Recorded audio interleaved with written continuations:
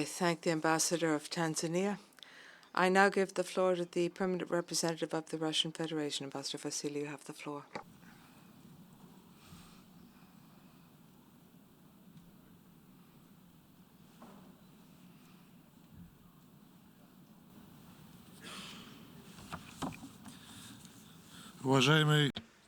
Distinguished Mr. President, the Global Compact on Safe, Orderly and Regular Migration is the basis of our cooperation aimed at creating conditions for legal migration and mechanisms for control over migration processes.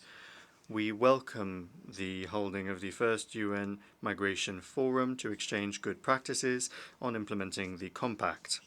In our country, we make active use of the recommendations of the Global Compact when modernizing our domestic legislation and putting it into practice, taking into account our national interests and international obligations.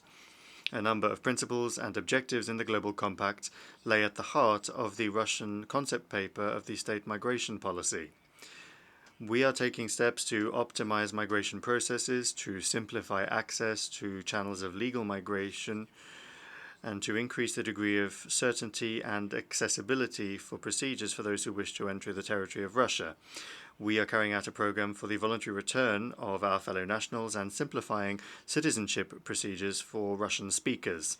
As part of the Eurasian Economic Union, we are implementing programs on mutual access to the labor markets and to core education, healthcare, and social protection services. We are streamlining the procedure for foreign citizens or stateless persons to stay on the territory of Russia. We ensure that migrants have the necessary documents and encourage stateless persons living on the territory of our country to acquire Russian citizenship. The priority is to support the fair and legal hiring of workers and ensuring conditions for decent work for migrants. We pay attention to the good quality collection of data about processes of human mobility and improving the state governance system. We have introduced monitoring of the migration situation that helps give the state organs up-to-date information with which they can make decisions.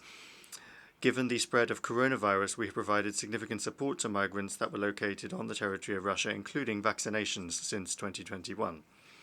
Our policy is bearing fruit. Currently, on the territory of Russia, more than 10 million people live and work on the territory of Russia, and the money that they send home is reaching record levels. The cost of remittances from Russia during the pandemic, according to the World Bank, were the most advantageous in the world, costing only 1% of the total amount of the remittances. We are baffled hearing accusations against us that we are forcibly taking and keeping Ukrainian citizens in Russia. This is not accurate. Since the beginning of the special military operation from dangerous parts of Donetsk and Lugansk republics and Ukraine to the territory of Russia, more than 1,360,000 people have been evacuated upon their request, of which more than 230,000 are children. Our database includes more than 2,756,000 requests from Donbass and Ukraine asking for entry into Russia.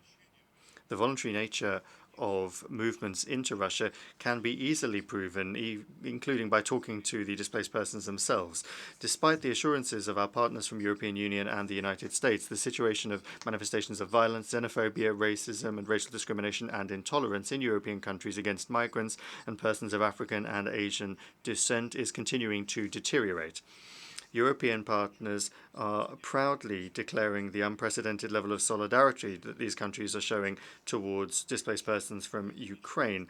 It's a shame that a similar level of solidarity from Europeans cannot be expected by those coming from countries in North Africa and the Middle East that suffered a great deal as a result of the irresponsible, forceful interference by countries of the United States and the EU. In the Mediterranean basin, the European Union is using force to restrain flows of migrants from Africa, which runs counter to the obligations of EU member states under human rights. The true attitude of migrants from some EU countries that border the Republic of Belarus was demonstrated last year when they met migrants trying to enter the EU with water cannons, beating helpless people and setting dogs on them. These cases have been recorded by human rights bodies.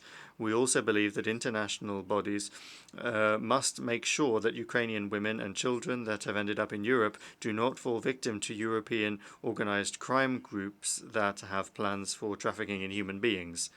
And there is already evidence of this taking place. Concerning those from Russia, many of them are also in so-called civilized countries of the European Union being subjected to discrimination, violence and harassment. This uptick of Russophobia is unprecedented and unacceptable in civilized society. Mr. President, in conclusion, I would like to assure you that Russia is committed to international cooperation and partnership with the aim of ensuring safe, orderly and regular migration. Thank you. Muchas gracias. I thank the ambassador.